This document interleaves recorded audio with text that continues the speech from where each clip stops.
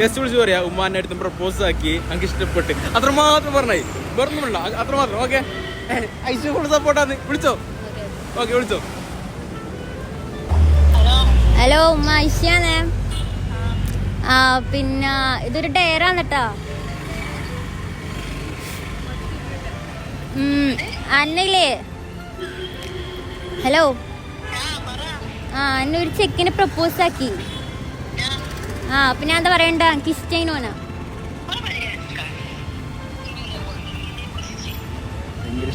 ഭയങ്കര ഇഷ്ടായി പോയി. എന്നാ ചെയ്യാ കാര്യത്തില് പറയുന്നേ?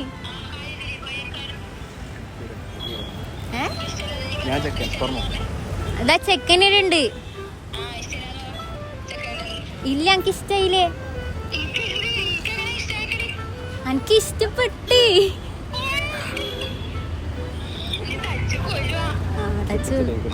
കെട്ടിച്ചേരോ? ഇല്ല.